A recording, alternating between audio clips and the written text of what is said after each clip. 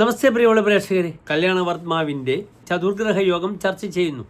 അതിൽ തന്നെ ധാരാളം ശ്ലോകങ്ങൾ നാം നിർവചിച്ച് കഴിഞ്ഞു. അടുത്തതായി ഇവിടെ ചതുർഗ്രഹ യോഗത്തിൽ വരുന്ന 4 ഗ്രഹങ്ങൾ ആദിത്യനും ചൊവ്വയും വ്യാഴവും ശനിയുമാകുന്നു. ഇവിടെ 3 പാപഗ്രഹങ്ങളും ഒരു ശുഭഗ്രഹവുമാണ്.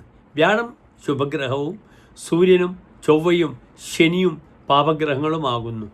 ഈ പാപഗ്രഹങ്ങളുടെ ആധിക്യം മൂലം ഈ യോഗത്തിന് തന്നെ അസമീചീനത്വം നിലനിൽക്കുന്നുണ്ട്. അത്ര ശുഭമുള്ള ഒരു യോഗമല്ല, ഒരു സുയോഗമല്ല ഈ ഒരു യോഗമെന്ന് അറിയുക. സോന്മാദോ ഗണമാന്യഃ സിദ്ധാർത്ഥോ ബന്ധുമിത്ര സംയുക്തഃ ഭാനുകുജ ജീവ സൗരൈഹി സംയുക്തേർവ നൃപാഭിമതഃ. ഈ 4 ഗ്രഹങ്ങളുടെയും സംയോഗത്താൽ ഉണ്ടായ മനുഷ്യൻ ഇപ്രകാരമാണെന്ന് പറയപ്പെടുന്നു.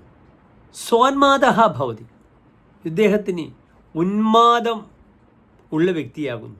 ഉന്മാദേന സഹ വർത്തതേതി സോന്മാദഃ. ഇദ്ദേഹത്തിന് അവധാനമില്ലായ്മ, ഭ്രാന്ത് എന്ന് പറയും ഉന്മാദത്തിന്. അല്ലെങ്കിൽ മനസ്സിൻ്റെ കലുഷിതമായൊരവസ്ഥ, ഒരു ഭ്രാന്താത്മകമായ അവസ്ഥയെ സൃഷ്ടിക്കപ്പെടുമെന്ന് സാരം. ഈ ഗ്രഹങ്ങൾക്ക് ചൊവ്വയ്ക്കും ശനിക്കും വ്യാഴത്തിന് സൂര്യൻ മൗഢ്യം കൊടുത്തിട്ടുണ്ടെങ്കിൽ നിശ്ചയമായും അദ്ദേഹത്തിൻ്റെ മാനസികമായ അവസ്ഥ വളരെ മോശമായിരിക്കും. ഗണമാന്യഃ, തൻ്റെ ഗണങ്ങളിൽ, തൻ്റെ കൂട്ടത്തിൽ അദ്ദേഹം മാനയിതും യോഗ്യഃ മാന്യഃ, വളരെയധികം കൂട്ടത്തിൽ അദ്ദേഹം മുഖ്യസ്ഥനായി ഭവിക്കുന്നുണ്ട്. മാനസികമായ അവസ്ഥ സൂചിപ്പിച്ചു. എങ്കിലും തൻ്റെ ആ ചൊവ്വയുടെയും ആദിത്യൻ്റെയും പ്രഭാവം കാരണം കൂട്ടത്തിൽ അദ്ദേഹം വളരെ മാന്യനായി കാണപ്പെടുന്നു, സ്വീകരിക്കപ്പെടുന്നു. സിദ്ധാർത്ഥ, എല്ലാ കാര്യങ്ങളും നേടുന്നവനുമാകുന്നു അദ്ദേഹം. ബന്ധുമിത്ര സംയുക്ത, ബന്ധുക്കളാലും സുഹൃത്തുക്കളാലും കൂടിച്ചേർന്ന വ്യക്തിയാണ് അദ്ദേഹം. പിന്നീട് നൃപാഭിമത, രാജാവിനാൽ അഭിമതനാണ്, അംഗീകരിക്കപ്പെടുന്നു. ഇവിടെ ഞാൻ മേൽ സൂചിപ്പിച്ചു, അത്ര ഒരു സുയോഗമല്ല എന്ന് ഞാൻ പറഞ്ഞു.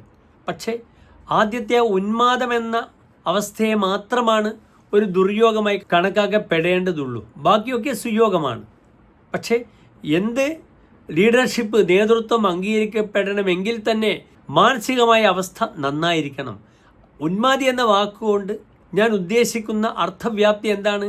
ഈ വക കാര്യങ്ങൾ ഉണ്ടെങ്കിൽ തന്നെ ഈ മാനസികമായ ഭ്രമത്വം ഉണ്ടായാൽ അതിനൊന്നും അർഹത, അംഗീകാരം ലഭിക്കില്ല. നാളെ അതൊരു ന്യൂനതയായി പറയപ്പെടും.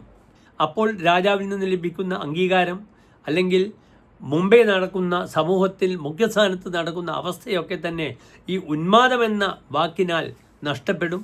അതിനാൽ മാനസികമായൊരവസ്ഥയെ സജ്ജമാക്കി, സുസജ്ജമാക്കിയാൽ ഈ വ്യക്തിയുടെ ജീവിതം വളരെ നല്ലതായിരിക്കുമെന്ന് സാരം. നമസ്തേ.